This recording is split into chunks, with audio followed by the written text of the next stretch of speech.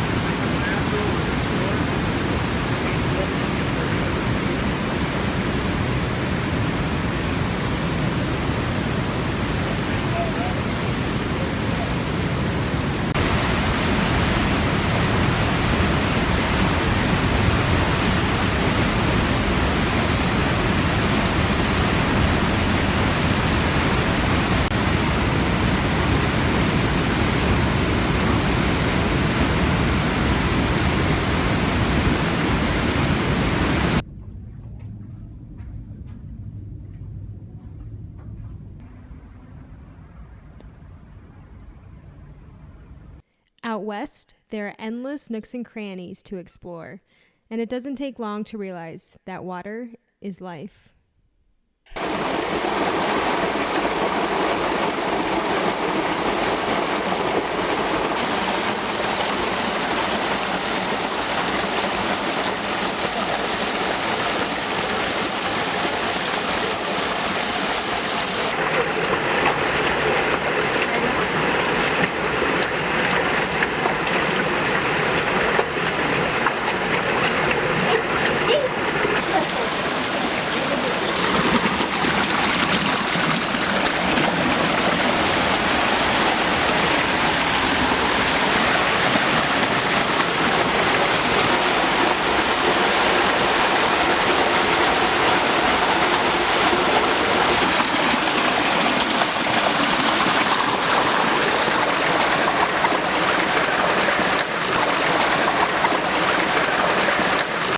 After bathing in the waters of glory, the next day we headed out to the desert, took a walk on the crusty side.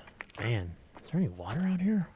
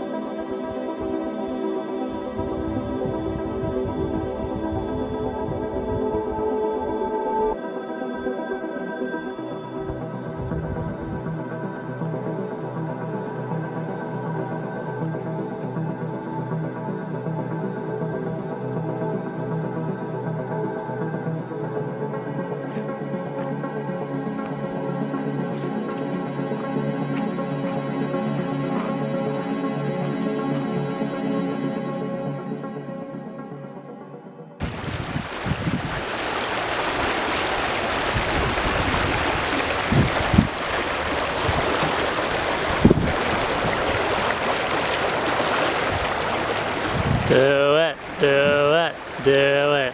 We found ourselves another water spot.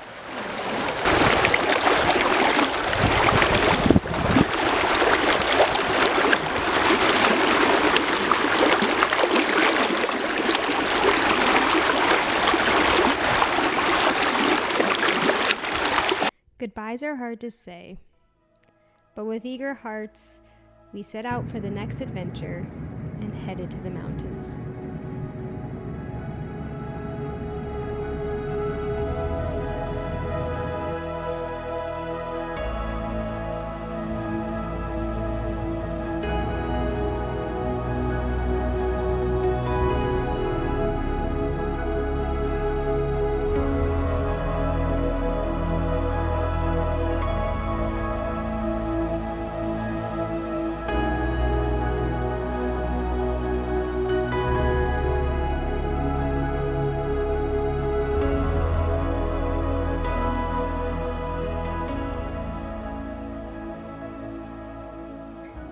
It's us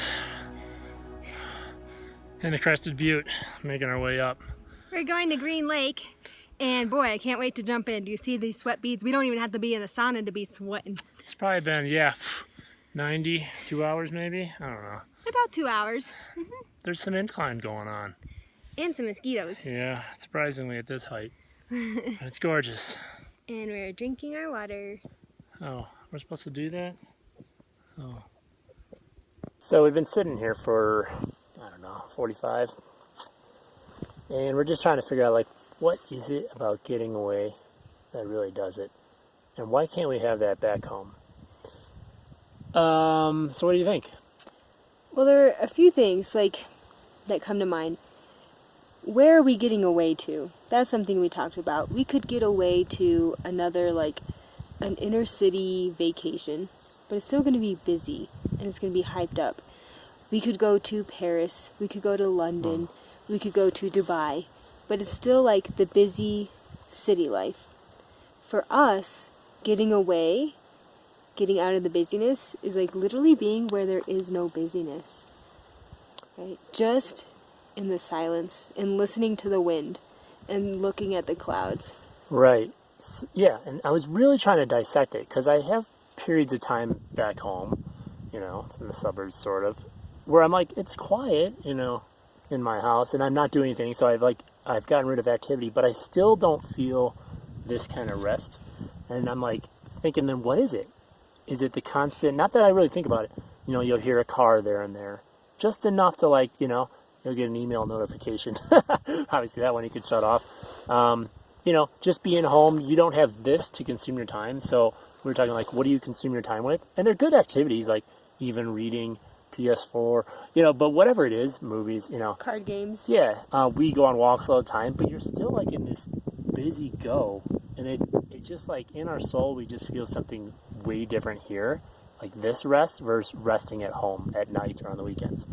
And yeah, like, I don't know, this is the first time I really thought about it, like just not hearing cars and like having no ability to turn a computer on, even though I'm on a camera right now. But like there's nothing, like there's no threat of like a noisemaker or technology around me really. And I think that's like doing it for me. I don't know. What do you think of that? Yeah, the fact that you're not always on demand, you're not always like needing to do something. There aren't like 50 million things pulling you in every which direction. You can actually just be in a place of contemplation. You can just think without someone interrupting your thoughts, except for the mosquito, but you can easily just smack him. Yeah, I mean, it's not to say, pardon me.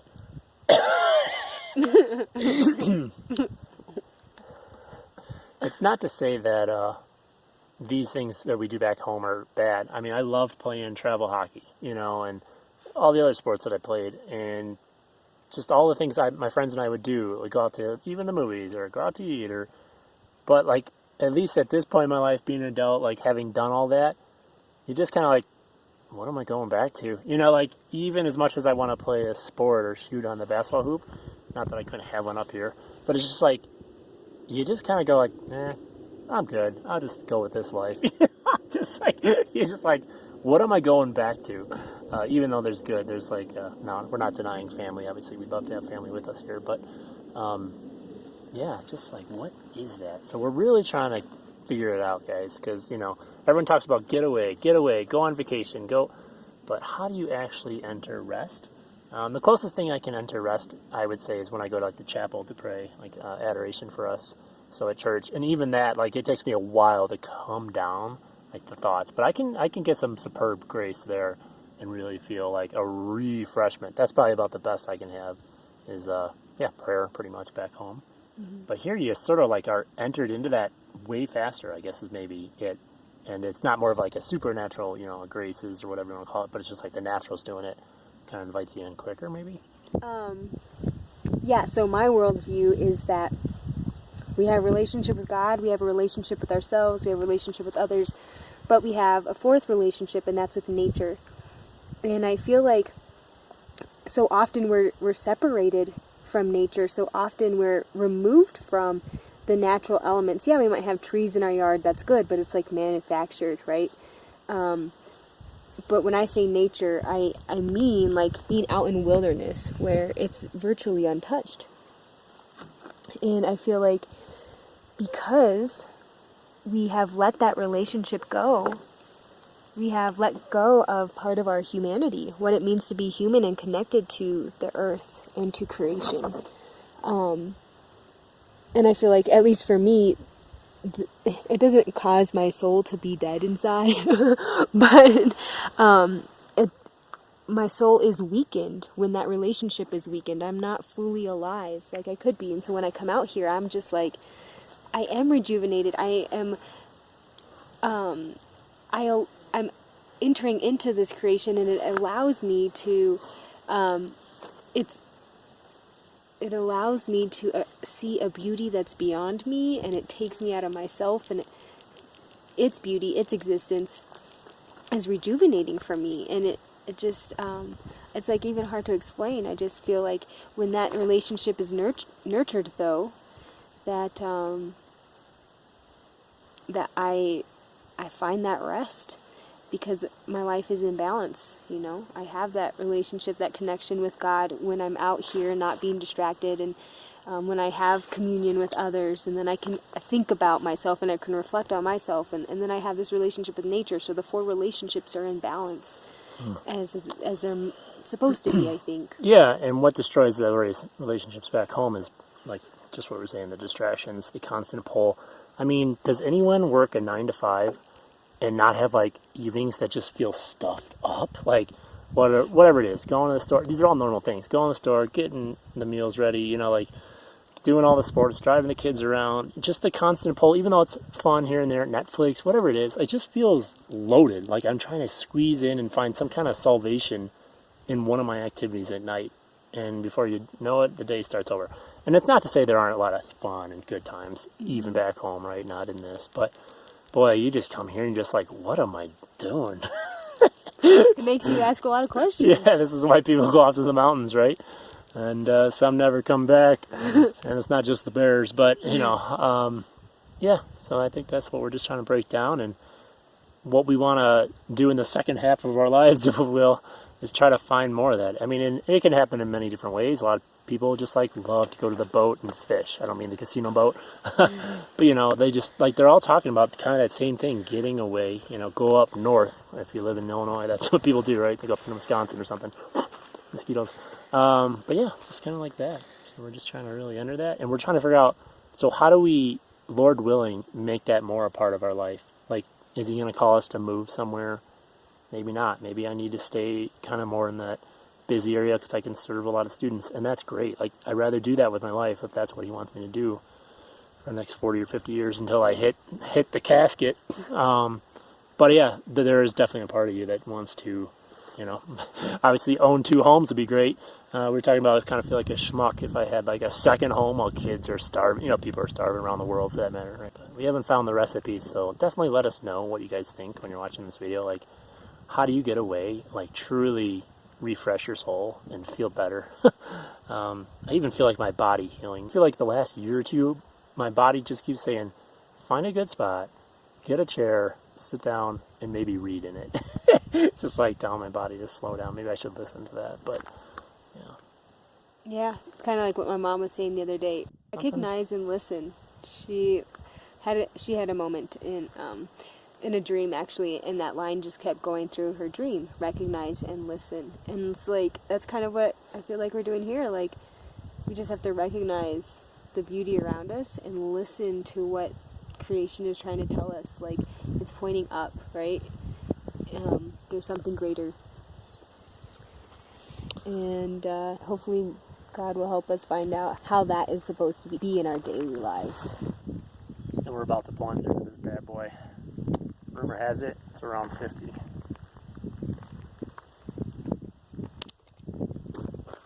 I don't want to do this right now. It is freezing. I'm not in the mindset, but I'm going to do this. I'm doing it for you. Do it, bud.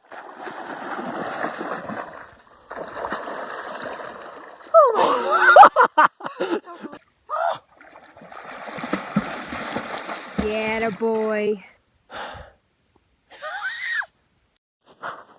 I have exclusive footage of the wild. There he is.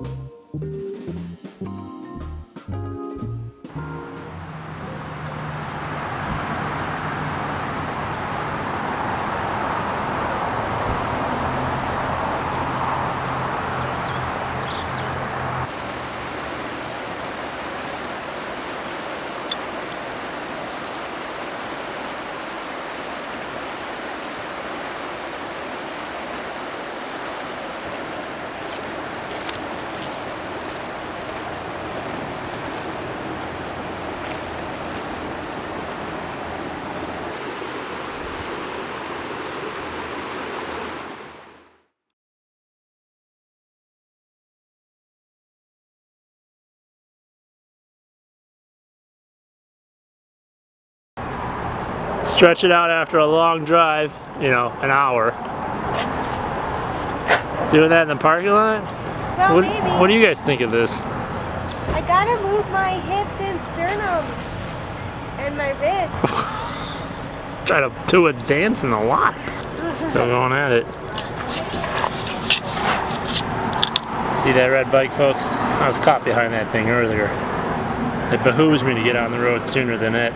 So you get around those passes, there's no place to pass at times, and you're dogging it. You're not on your vacation, you're on their vacation. On their timetable. But I do love them, and that's pretty cool.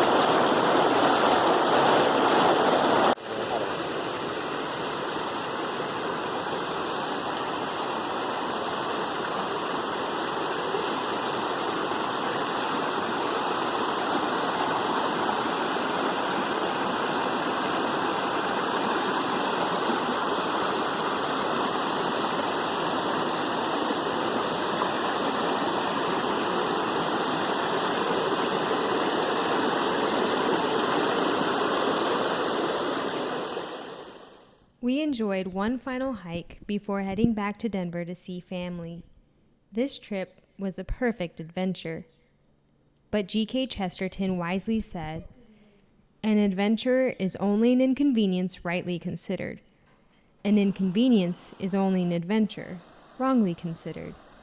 Our hearts long to live in the wild, but considered rightly, we desire even more God's adventure for our lives, which is unknown, unpredictable, mysterious, the fulfillment He knows our soul seeks and the world needs. Maybe in time, we'll see how the two unite.